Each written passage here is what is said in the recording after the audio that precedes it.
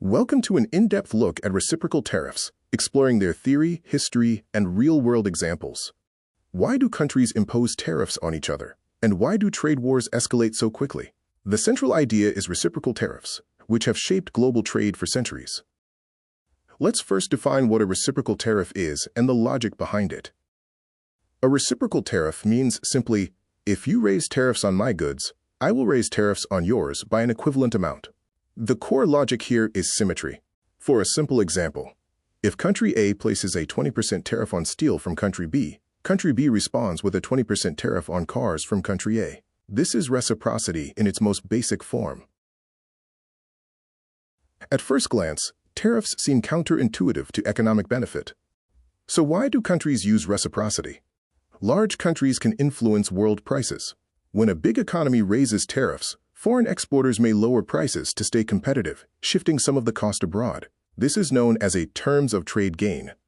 However, if every country tries this, the result is a trade war, where everyone is worse off. Economists call this a prisoner's dilemma. Reciprocity exists as a tool to escape this destructive cycle. After World War II, reciprocity became the foundation of the global trading system.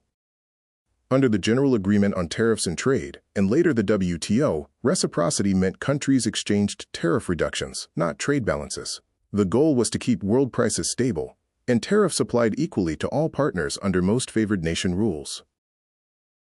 This multilateral system worked, helping reduce average tariffs globally from over 40% after World War II to below 5% in many sectors by the early 2000s.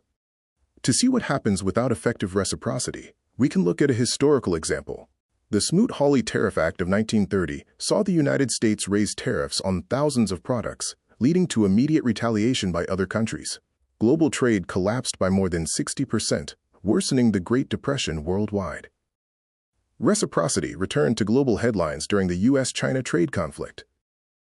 When the United States raised tariffs on Chinese goods, China responded with tariffs on U.S. agriculture and energy. Each round invited another response, with tariffs exceeding 100% on some goods by 2019 and beyond. While supporters argued this forced negotiation, critics highlighted the consequences. Consumers paid higher prices, supply chains were disrupted, and trade volumes fell without resolving the deeper issues. This shows the risk of reciprocal tariffs.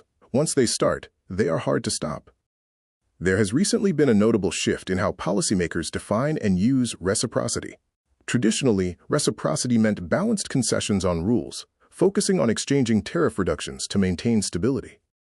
More recently, some policymakers have redefined it as targeting balanced trade outcomes, particularly bilateral trade deficits. This treats deficits as proof of unfairness, making trade policy more political and volatile. Reciprocal tariffs are not inherently good or bad.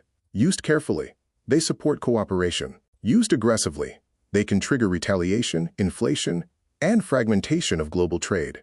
They offer a powerful lesson on how ideas and incentives shape the global economy.